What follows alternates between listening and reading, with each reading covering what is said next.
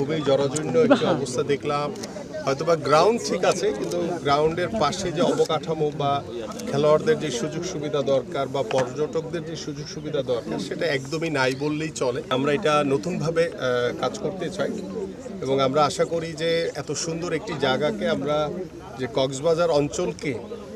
আমরা স্পোর্টস ট্যুরিজমের জন্য যে চিন্তা ভাবনা আমাদের মাথায় রয়েছে সেটাকে আমরা ফুটবল, ক্রিকেট বা প্র্যাকটিস গ্রাউন্ড সহ এবং ইনডোর সুযোগ সুবিধা সম্পন্ন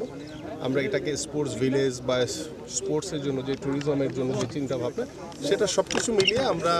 ঢাকায় গিয়ে আমি আমার মন্ত্রণালয়ের কর্মকর্তা যারা রয়েছেন, ফুটবলের যেহেতু এখানে একটি ভেন্যু হিসেবে আমাদের একটি চিন্তাভাবনা ছিল, তো সেগুলোকে নিয়ে সব কিছু মিলে এবং অন্যান্য যে স্পোর্টসগুলো রয়েছে ইনডোর সুবিধা সম্পন্ন সকল যাতে আমরা একটি স্পোর্টস কমপ্লেক্স বা স্পোর্টস ভিলেজ বলি কিংবা স্পোর্টস ট্যুরিজমের জন্য আমাদের যে সুযোগ সুবিধাগুলো দরকার আমরা এটি আলোচনার মাধ্যমে ইনশাল্লাহ নতুনভাবে এটাকে শুরু করতে চাই। পৃথিবীর অনেক দেশেই আমাদের ফ্ল্যাগ লাইট বা এই আলো সজ্জার যে বিষয়টি রয়েছে সেটা আমরা কিভাবে আলোচনার মাধ্যমে সিভিল এভিয়েশনের সাথে কথা বলে আমরা আমাদের যে আর্কিটেক্ট বা যারা কাজ করবে তাদের সাথে আলোচনার মাধ্যমে এটা আমরা আশা করি যে এই সুযোগ সুবিধাগুলো আমরা নিশ্চিত করতে পারবো।